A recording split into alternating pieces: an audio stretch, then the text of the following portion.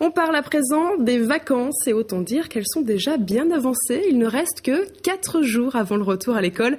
Mais ne parlons pas de choses qui fâchent et regardons plutôt toutes ces activités proposées à nos jeunes Vendéens.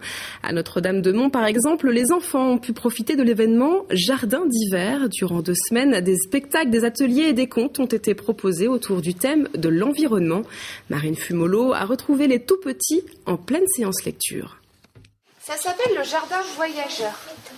En plus, il y a plein de couleurs dans ce livre. Ici, les grands comprennent l'histoire, les plus petits suivent avec les dessins.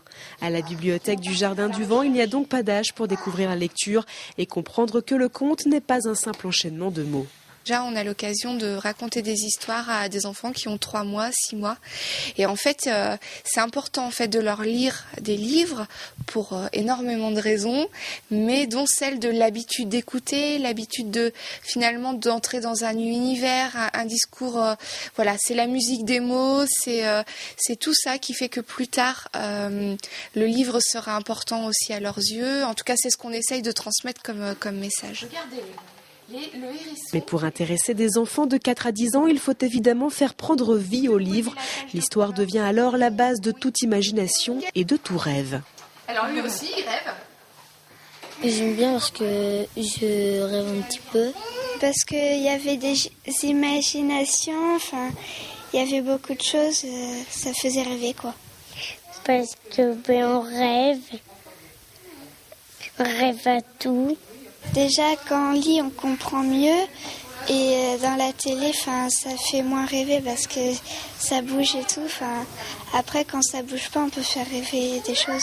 D'ailleurs, c'est un flocon de neige, bien sûr. Mais ici, on rêve des choses au milieu de la faune et de la flore, car la bibliothèque du Jardin du Vent a cette particularité de proposer plus de 1000 ouvrages sur le thème de la nature et de l'environnement.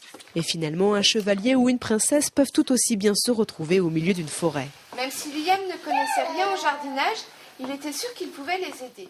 Je crois que les enfants, ils ont un besoin de nature, ils ont un besoin de se retrouver avec l'élément naturel. C'est quelque chose presque d'inné. Et donc là, c'est vrai que c'est un message qui est très facile à leur faire passer, parce que c'est quelque chose qu'ils ont en eux. Le fait de je sais pas moi, faire des cabanes dans les arbres, tout ça, c'est vivre dans son environnement et c'est le message qu'on souhaite passer. À Notre-Dame-de-Mont, les enfants sont donc invités à oublier un peu la télé et retrouver des choses plus essentielles.